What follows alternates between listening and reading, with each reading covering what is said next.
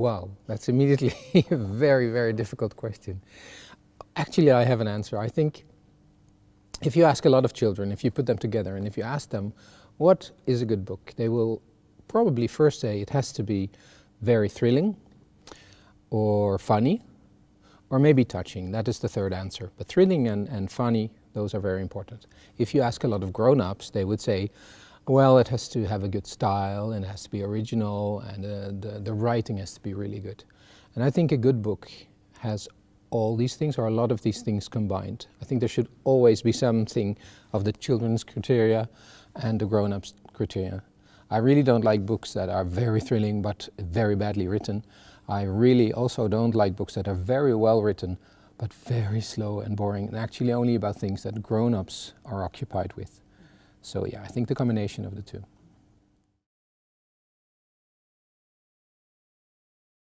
Yeah, so you know, for young readers, I guess if you get older yourself, there are always a few books that you remember from when you were young. And often these books have something in common. There was something at stake. It was not just a book, but there was a danger in the book. And friendship was important in the book.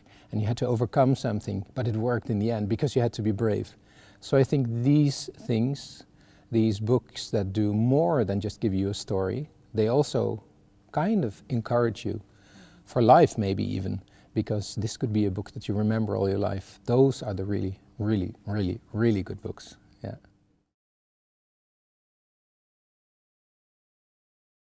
Yeah, you could see, well, you know, there are lots of reports between grown-up literature and children's literature, because both are nothing if there is not a good style. If they're not well written, it's nothing.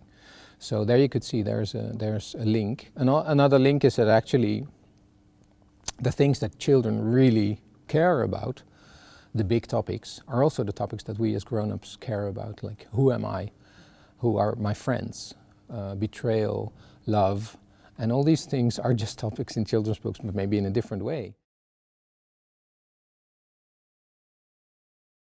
The book that I recommended is a picture book. It's a picture book by Annemarie van Haringen, who is a Dutch artist, one of our best ones, very best ones.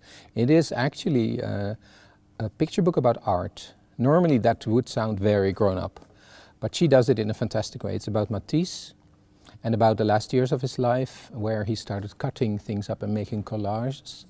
And the thing that I admire in this book, that it's also really a children's book, picture book, and it's very vivid. The scenes, the scenery, the colors are just amazing. You want to cut out every page out of the book and put it on your wall. There are several reasons why I want to continue, and that's because it is the best thing I know in my life. That's the first thing. I'm actually infatuated with books and also with the way they come to life, with the writing itself, the discovering, but also with talking to people that I use for my books, with the research. I do that a lot for some books. So often to my books some other people, young people, are connected. And it's fantastic if you can listen and learn a lot. And so that is something I like. Also the collaboration with illustrators, for instance, is something fantastic.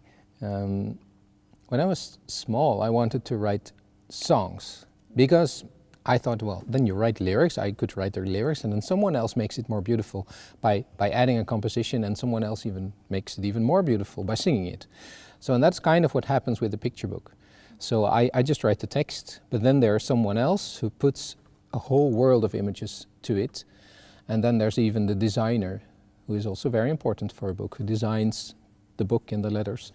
So yeah, it's a collaboration that always adds, if things go right, more to the original. So this is just amazing. I don't understand how these things work, and how I also don't know how to write a book.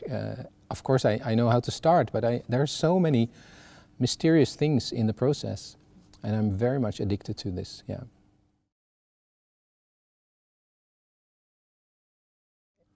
I do write things down from time to time, but that is actually not the most important things. The new ideas just pile up in my head, indeed, and they cluster, to a bigger idea, sometimes. And then over the years, this takes years, it kind of grows into an idea for a book. Or not, and then I just forget about it. And I'm also addicted to making up new books and new titles and new ideas. And that's also difficult sometimes because there are too many. I really have 12 books in my head, and I know the title and I know what it should be about, what kind of book it should be. I just have to write them. And so there's that, and there's also kind of, there has to be a kind of emergency to write them. So if it's just funny or just, then I don't want to write them. The great young adult novelist Aidan Chambers from the UK once said that a real authorship is actually that some main character pops up in your head and you have no idea what this person wants. And then that's what you're going to do. You're going to discover what she or he wants. I don't want to say that I'm a real author, but I think that is the way. You're really trying to find out why this one person is so intriguing to you. Everything is hard about writing. Get going, that's so difficult. Every morning I try to make up excuses for saying, no, I don't have to. Really, it's too difficult. Not today, I'm not concentrated enough. I can do some other things. I need to answer my emails. And yeah, there are many reasons not to write. Because it's actually so difficult. There's, at best, something happens to me that and makes me work. But most of the time I have the feeling that I have to get something out of the air. And I don't know, it's too difficult for me. Why am I doing this? But then there's the miracle when it happens, and when sometimes you just write like a writing machine and you have no notion of where you are. You're just in the story and you look up from your book and it's 2 hours later. That doesn't happen often, but that is like heroin. It's so addictive. So when that happens, everything is okay. Nowadays, there are a few all-time writers that I like to reread from time to time. Of course, and that's the obvious answer, it's Astrid Lindgren. I really think for me it's really good to read her books over and over again. Even the not-so-known books, there are a few of the early 50s that she wrote that are not very known, and I keep them, and I grant myself one unknown Astrid Lindgren book every 3 years before they're all gone. And that is just to learn how she did things. But for instance, the Bruder Löwenherz is so important to read from time to time, the Lionheart brothers.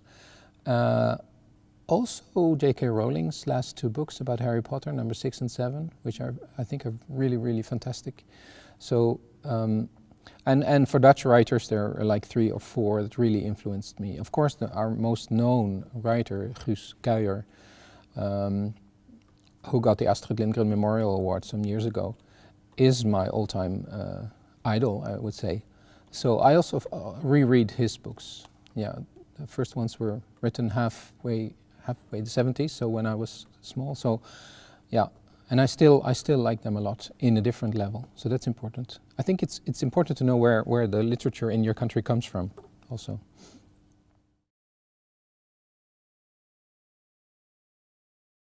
Well, it's not very original, but I would say Jonathan from the Lionheart brothers, the older brother, yeah, who's like a hero, but it's also the younger brother, the main character actually, is looking up to him, but also finds out after a while that he has his flaws as well. So, yeah, I think that's fantastic to see why he does what he does, why he is addicted to being brave, and that doesn't help him. It doesn't, in the end, also doesn't help his little brother that much, but still. So yeah, I'm still looking at that character, how she did that, how the writer did that. Yeah. I think the nice thing about books is that you can never predict which books will be selling well or not. To some extent you can, but in the end you can't. Who would have thought that, for instance, John Green, who doesn't write the easiest books, would be such a best-selling author? So that is a fantastic thing. So I think a publisher should be daring, first of all, and should be a book lover and very much into into all kinds of books, and also should have some idea about the books that the other publishers make. I think it's not very good if a publisher just reads his own or her own things and sticks to that. But in the same way, we as writers should be inspired by other things happening.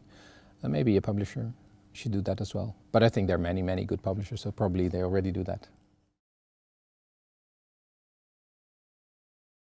The good thing about this festival, I've been here before, so I can say that, is that it doesn't stop with just a reading. So there's a long preparation sometimes for some of the children who are coming to the festival, and there's a thing afterwards, and kids and their parents can buy the books. So you make the book and the literature and the writer that you want to show to the world not something that is just for one short moment, but you make it longer. That's what a festival does. It points towards some books and some writers, but it actually should try to extend that, and that's what this festival absolutely does. So I think that's a very important thing. And also a good thing is having so many writers from all kinds of countries, because they're influencing each other as well, and I'm very excited to meet some of the other guests, and so that's a big bonus for us. I think many, I'm not sure, but I think over the years many collaborations have come from festivals like this.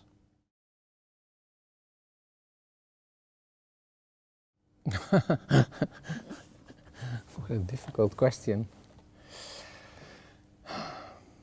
Well, now I should find something that is not too embarrassing.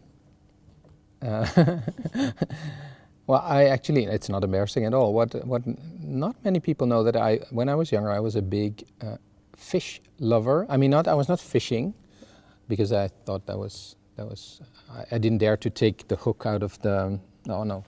But no, tropical fish.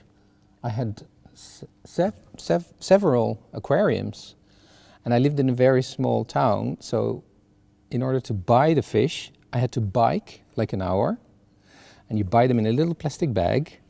But the plastic bag, the tropical fish are tropical fish because they need warm water, so the water shouldn't get too cold.